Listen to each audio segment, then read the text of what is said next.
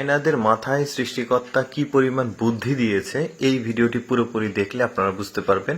চায়নারা এমন কিছু আবিষ্কার করেছে যেটা একদম আলোড়ন সৃষ্টি করেছে পুরো পৃথিবীতে। দেখুন এই ভিডিওতে সেটাই আমি দেখাবো আপনাদেরকে কি আবিষ্কার করেছে।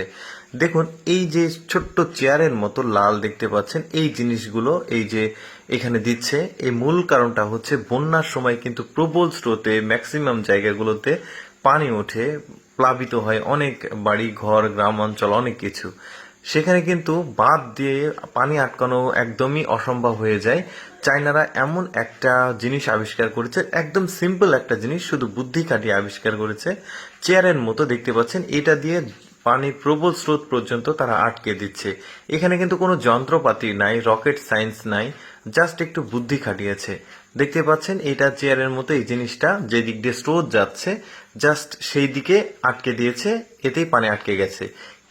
এর আগে যেটা ওরা তৈরি করেছিল সেটা হচ্ছে যে এই যে একটা কাপড়ের দেখতে পাচ্ছেন চেয়ারের একটা ফ্রেমের উপরে কাপড় দিয়ে ওরা এটাকে পানি দিয়ে আটকানোর চেষ্টা করেছিল। মূলত এইটা শুরুতে তারা করেছিল, তারপরে এটা দেখলো যে এটাতে তারা সাকসেস হতে পারছে না, অর্থাৎ এই জিনিসটা ভেঙে যাচ্ছে পানির স্রোতে। তখন তারা এই যে এই কাপড়ের চেয়ার বাদ দিয়ে তারা তখন চেষ্টা করে যে এটার বিপরীতে কি করা যায়। তখন তারা কিভাবে এই জিনিসটা তৈরি করেছে বুদ্ধি খাটিয়ে, দেখুন এই প্লাস্টিকের জিনিসটা তৈরি করেছে এবং সেটা শক্তপোক্ত প্লাস্টিক। তৈরি করার পর তারা পরীক্ষামূলকভাবে একটি স্রোত আছে এমন একটি নদীতে তারা গিয়েছিল, তারপর সেখানে পরীক্ষামূলকভাবে সেটাকে রাখার পর দেখলো যে না, বস্তা বা অন্যান্য জিনিসপত্রের চাইতে কিন্তু এই প্লাস্টিকের জিনিসটা প্রচন্ড পরিমাণে শক্তিশালী, যেটা পানির প্রবল স্রোত তাকে ভেঙে ফেলতে বা সরিয়ে দিতে পারছে না।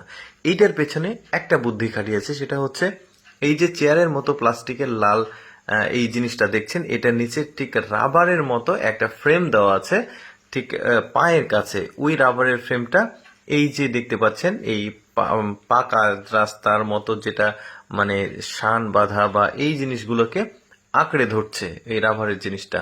তখন কিন্তু এটা আটকে যাচ্ছে, এটাকে প্রচন্ড পরিমাণে মানে চাপ আসলেও এই জিনিসটা কিন্তু সরে যাচ্ছে না, অনায়াসেই এই পানিটা সে কিন্তু রুখে দিতে পারছে। এই জিনিসটা একটা যুগান্তকারী আবিষ্কার আমি যেটা বলবো।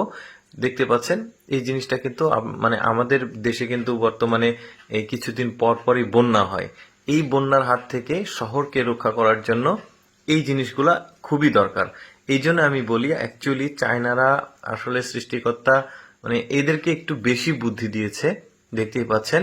তো যাই হোক, এই জিনিসগুলা আমাদের দেশেও অ্যাভেলেবল হবে আশা করছি, তাতে কিন্তু আমরা আমাদের এই শহরগুলো রক্ষা করতে পারবো।